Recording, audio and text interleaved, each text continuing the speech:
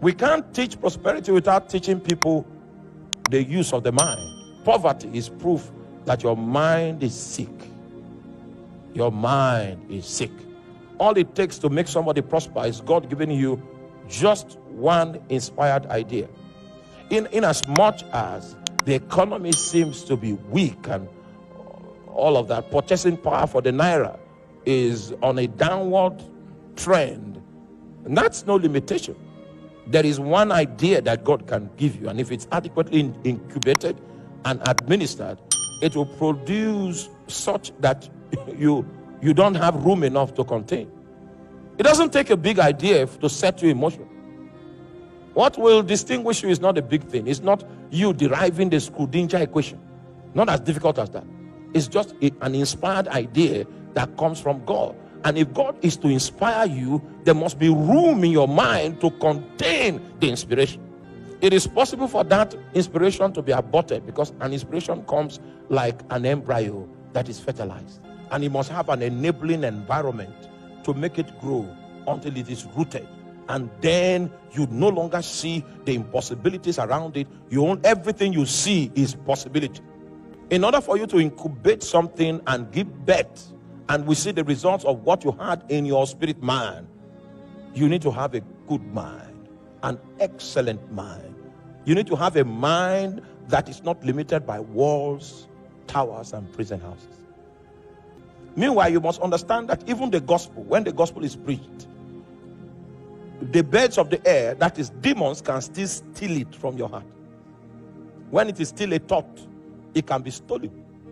So if it's not adequately incubated, that which God ordained that makes for life may never see the light of day, because there was no enabling environment in your mind to tend it so that it will mature. Your mind is a womb, and when things come from the realm of the spirit and inspire you, the womb that will receive them is your mind. If you can't conceive it, if you know, many times God will take people out, take prophets out and say, what do you see? He's trying to train them to be able to capture a picture. So I see the branch of an almond tree. And almonds are the first to show signs of life in the rainy season. They are the first to shoot out. When others are still struggling to come out green, almonds are already showing signs of life. You say, I see the branch of an almond tree. You say, you have seen correctly. Now I will hasten my word. It doesn't look like my word can come to pass, but just like the almond shows signs of life first when the rains hit the ground, that's how I'm going to hasten my word to do what? To perform. The moment you can capture it, you can see it, then the grace of God is poured out to bring it to pass.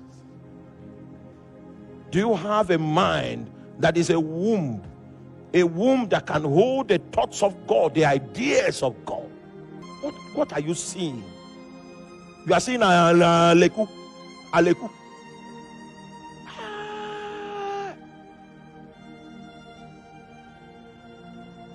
You still respect Aleku till now. The devil is not that strong. You gave him that place in your life, because Aleku has no place in our life. But you gave him that place. And as long as he has that place, you are not going anywhere. Just like the people that believed in him and worshipped Aleku never went anywhere in your village. That's how your life. You are in Makoti, but it's no different. The prison houses are still standing.